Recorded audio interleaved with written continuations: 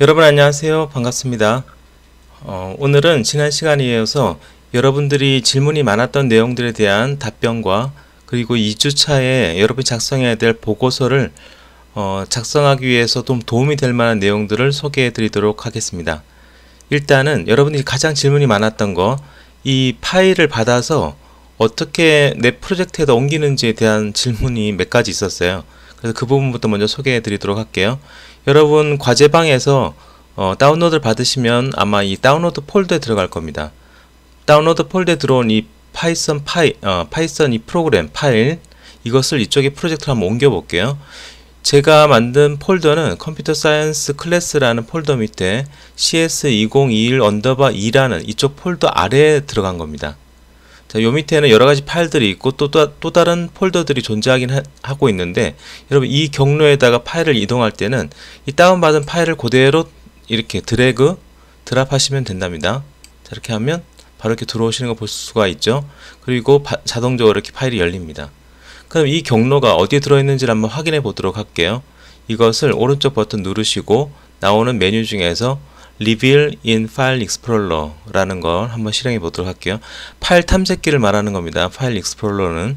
자, 거기에서 열어보자 라는 뜻인데, 자, 이 실행하게 되면 이렇게 현재 이 파일이 저장되어 있는 경로에 파일 탐색기 창이 열리게 됩니다. 자, 여기 있는 경로를 보시면 지금 저 같은 경우는 제일 상단이 C users, 그러니까 사용자 경로에 제 아이디에 데스크탑 밑에 들어있습니다. 워크스페이스 밑에 파이썬 워크스페이스까지가 프로젝트의 경로인 거고요. 여기까지가. 그리고 그 밑에는 제가 만든 파일 경로, 여기 보이는 컴퓨터 사이언스 클래스 라는 그 경로 밑에 또 다른 구분 폴더를 이제 만들었고요. 이렇게 CS2021 21년 2학기 라는 폴더를 만들었고, 거기에 이렇게 파일을 옮겨 왔답니다. 자, 이렇게 하시면 되겠고, 그리고 한 가지 더 필요한데, 한 가지 더 필요한 파일 같이 한번 옮겨 보도록 할게요. 자, 다운로드 폴더에서 엑셀 파일 하나 같이 올려놨는데, 이것도 여러분들이 같이 필요하니까 이것도 이쪽에다 같이 이동시켜 보겠습니다. 자, 이동하면 엑셀 파일이 들어왔죠. 들어왔는데 얘는 여기서 바로 열리진 않고요. 아까 보여드렸던 파일 익스플로러에서 이렇게 다운받은 거 여기 바로 보이시죠? 이동해 온 거, 복사본이 이동해 온 겁니다. 자, 얘를 열어보시면 오늘 예제로 실행할 그 예제에 필요한 데이터들이 여기 들어있습니다. 자, 엑셀 파일이 제 듀얼 모니터의 왼쪽에 떴는데 이렇게 옮겨와서 한번 보여드릴게요. 자, 이렇게 되어 있는데 요 내용들은 한글 파일로 제가 같이 올려드릴 거거든요.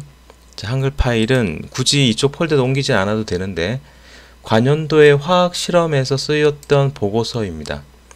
지시하게 pKa를 결정해야 되는 그런 실험이고, 이것은 파장에 따른 산성도에 따른 파장의 흡광률을 이용해서 이 지시하게 pKa를 결정할 수 있다라고 하고요.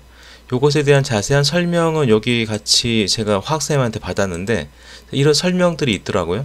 자, 이 내용은 죄송한데 제가 여러분한테 자세하게 설명드리기는 좀 어려운 내용인 것 같고, 여러분들은 아마 2학년 때 이 내용을 실험을 통해 가지고 한번 실험을 해본다고 들었어요. 그러니까 지시하게는 산성 약품인데 산의 이온화 상수값을 이제 결정을 해야 되고요. 요 pK 값은 마이너스 로그에 Ka를 씌워서 그것을 이렇게 그렇게 된 값이라고 하더라고요. 저도 자세하게는 잘 모르겠지만 어쨌든 이렇게 해서 이 값을 결정하면 된다라고 했는데, 이 내용에 들어가는 내용 중에서 필요한 내용들을 우리가 찾아서 한번 보고서 양식으로 만들어 보려고 해요. 자, 여기 보시면 이렇게 실험을 한 내용들이 여기 쭉 나와 있는데, 이 솔루션에 제일 첫 번째는 염산을 이용해 가지고 실험을 한 것이 있고, 맨 마지막에는 완전 알칼리성 수산화 나트륨을 이용한 거고, 여기 가운데 있는 5개가 그 어떤 지시약에다가 기존에 주어져 있던 약물의 그 pH 값을 첨가해서 나오는 만들어진 약물이에요. 자, 이렇게 했을 때 여기 보면 이 그 파장에 따라서 파장에 따라서 흡광률의 값이 달라진다는 실험 결과를 얻을 수가 있다고 하더라고요. 이 중에서 가장 높은 파장 값 것들을 이 그래프에서 구해서 이렇게 표를 만들어 놓은 것이 바로 여러분 보여드렸던 이 엑셀 파일입니다. 이해되셨죠? 그럼 여기까지는 우리가 실험을 통해서 얻은 결과값이라고 하고, 요걸 읽어드려서 한번 그 다음에 있는 이런 계산식들을 풀어보자 라는 것이 이번의 목표가 되겠습니다. 그래서 이렇게 그래프가 만들어지게 되는데, 그것도 한번 구해보는 프로그램을 한번 작성해 보도록 할게요. 자, 그것이 바로 지금 다운받았던 이 파일입니다. 자, 여기에서 보시면 여기 있는 것들을 많이 필요하다라면 여러분들 좀 찾아보시면 될 것 같고, 대부분 많이 소개를 해드렸어요. 넘파이도 소개해드렸고, 판다스는 자세하게 소개는 하지 않았지만 엑셀하고 똑같다라고 생각하시면 되고요. 매플로릭 같은 경우는 그래프를 그릴 때 사용되는 그런 라이브러리입니다. 그 다음에 sklearn 같은 경우는 이거 리그레션 함수를 구하기 위해서 이걸 썼어요. 자, 요거 만약에 없다라고 한다면 pip install sklearn 이걸 이용해서 인스톨 하시면 됩니다. 자, 그리고 또 하나 질문이 많이 들었던 것이, 이렇게 인스톨을 하고 난 다음에 이게 인스톨이 안 됐다고 자꾸 에러가 뜨는 경우가 많다라고 했어요. 그때 보시면 왼쪽 하단에 이 파이썬 3.9.2가 지금 깔려 있는데, 이걸 클릭해 보면 여러분이 지금 사용하고 있는 인터프리터가 뭔지가 여기 나오게 됩니다. 저도 보면 3.7.8이라는 버전이 있었고 3.9.2 버전이 지금 사용되고 있는데, 이렇게 기존에 사용하다가 지금처럼 이 비주얼 스튜디오 코드를 깔게 되고 파이썬이 다시 설치가 된 경우에 대해서는 새로운 버전이 설치가 됐을 거예요. 근데 이것이 선택이 안 된 경우로 실행되는 경우, 즉 이걸 선택한 경우에 대해서는 아마 지금 깔아도 깔리지 않았다고 자꾸 나올 겁니다. 자, 이 부분 다시 한번 주의해 보도록 하세요. 자, 이렇게 꼭 자기에 맞는 버전을 선택하고 인스톨 해주시면 잘 작동이 되실 겁니다. 자, 그리고 여기 제가 지금 보여드린 이 화면, 이 폰트 사이즈는 좀 크잖아요. 여러분이 질문을 할 때 저한테 화면 보기를 해서 나한테 보여줄 때 이게 너무 작아서 제가 알아보기 좀 힘들었었어요. 그리고 터미널에도 글자 크기를 좀 작게 하면 제가 줌으로 확인할 때, 줌이 아니라 우리 구글에서 행아웃을 확인할 때 확인하기 좀 어려웠는데, 요걸 변경하는 방법 알려드릴게요. 파일에 보면 프레퍼런스가 있고요, 세팅스가 있죠. 자, 이 세팅스 클릭합니다. 클릭하게 되면 텍스트 에디터에 폰트 사이즈를 정할 수가 있어요. 네, 폰트 사이즈 조금만 내려보시면 폰트 사이즈 결정하는 입력창이 나타날 텐데, 폰트로 가겠군요.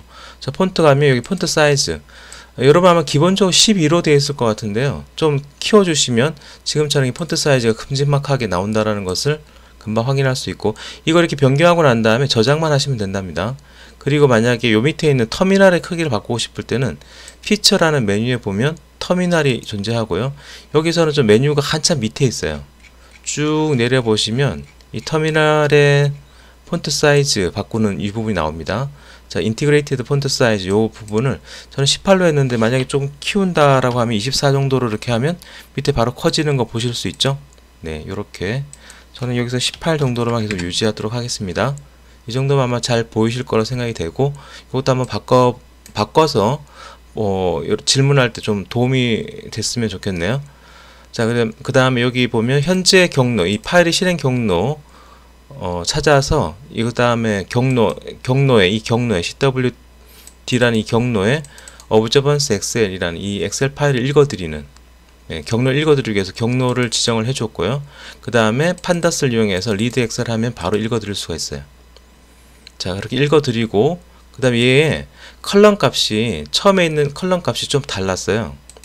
자, 컬럼 값이 이렇게 되어 있는데, 솔루션 pH, 그 다음에 이게 436.4 나노미터라는 파장의 크기를, 파장의 값인데, 이 파장의 값을 너무 길어서 이렇게 이름을 바꾸기 위해서 하는 것이 리네임입니다. 칼럼명을 바꾸고, 현재 읽어온 이 df의 값에 직접 바꾸려고 할 때는 인플레이스를 반드시 써주셔야 돼요.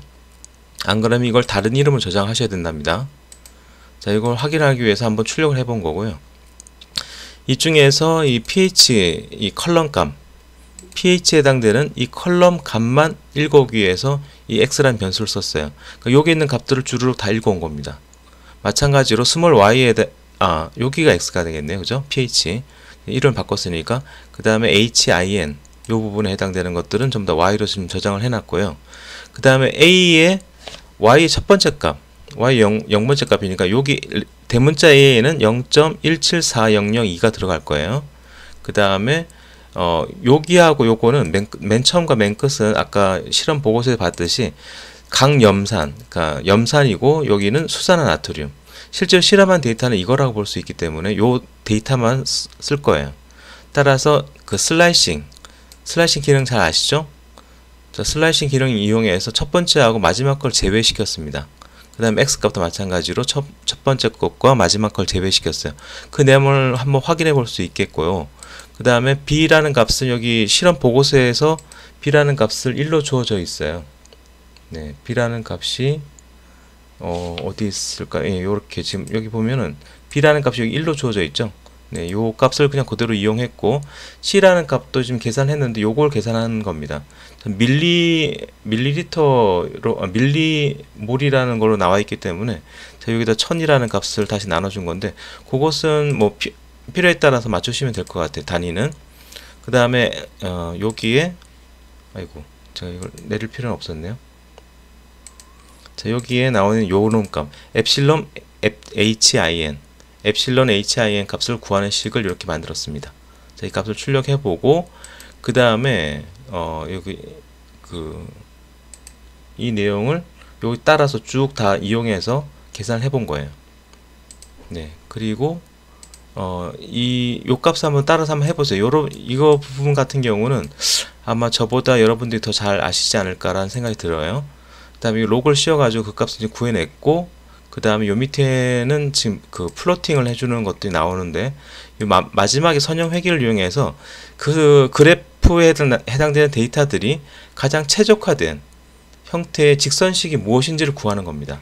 자, 일단 한번 해볼게요. 실행을 한번 해보면, 실행을 하면 실행 결과가 지금 나오고 있고요. 네. 조금 시간이 걸렸네요.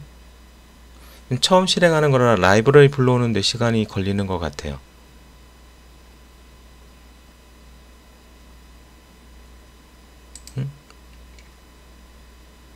네, 지금 결과가 지금 나오고 마지막 그래프까지 출력이 잘 됐습니다. 지금 잘 보시면 여기 그래프 그리는 것은 지난 시간 소개했으니까 한번 보시고, 여기 이 점 4개가 나와 있는데 하나가 좀 이상한 그래프로 이렇게 인식이 됐어요. 그러니까 요 그래프 이렇게 나오는 것이 있는데, 자, 요것을 한번 제가 이렇게 바꿔서 한번 보여드릴게요. 제일 첫 번째 이것을 제가 막아놨는데, 이렇게 막아놓은 이유가 여기에 하다 보니까 실험에서 나온 그래프에 이상한 데이터가 나온다는 걸 확인하고 난 다음에 삭제를 한 건데, 자, 이것을 한번 이렇게 막고 난 다음에 다시 한번 실행을 해 볼게요. 첫 번째 데이터만 가지고 스캐터, 그러니까 산점도 같은 그래프를 한번 그려보는 겁니다. 나머지 값들 한번 쭉 확인해 보시면 될 것 같고요. 여기 나온 데이터 중에서 이 부분이 직선의 기울기와 y절편, x절편을 구한 겁니다. 그러니까 핵심은 여기서는 x절편을 구하는 거예요. x절편의 값이 바로 pKa 값을 구한 거가 되겠습니다. 자, 여기 보면 그래프 이렇게 나왔잖아요. 그 직선의 식이 되는데 요것이 좀 다르다 라고 판단이 돼서 얘를 제외한 거예요. 제외하기 위해서 그래프를 먼저 확인하고, 그래프를 확인해 봤더니 좀 이상한 것 같아서 이 부분은 맞고, 여기 첫 번째 값도 다시 제외를 시켰습니다. 제외를 시키고 얘를 다시 한번 그려 볼게요. 자, 이렇게 한번 그려 보게 되면 4개만 남게 되겠죠. 자, 다시 한번 실행한 결과를 보겠습니다. 자, 4개만 잘 나오는 걸 볼 수 있고, 첫 번째 실험이 뭔가 좀 잘못했다 판단해서 걔를 삭제했고, 이 4점에 해당되는 최적화된 직선의 식, 그걸 리그레션이라고 하는데,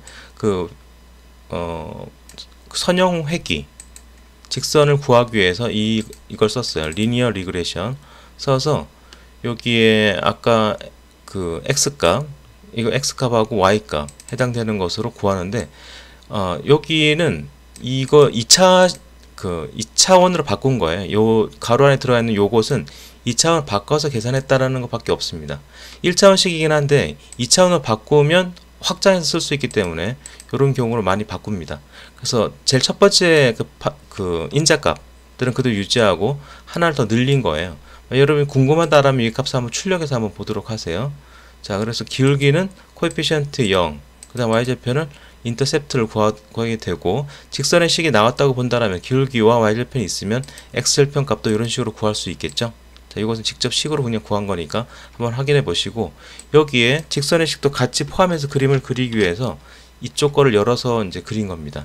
자, 위에 있는 쇼는 빼고, 그 위에 있는 삼포도하고 직선의 식이 같이 포함돼서 그래프가 그려지게 된 거예요. 자, 이걸 다시 한번 확인해 보겠습니다.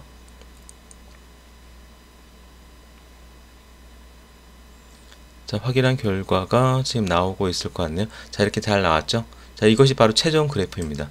자, 이런 것들을 활용해서 이 보고서의 이 내용들을 지금 여러분 나온 결과를 이용해 가지고 구할 수도 있겠다라는 겁니다.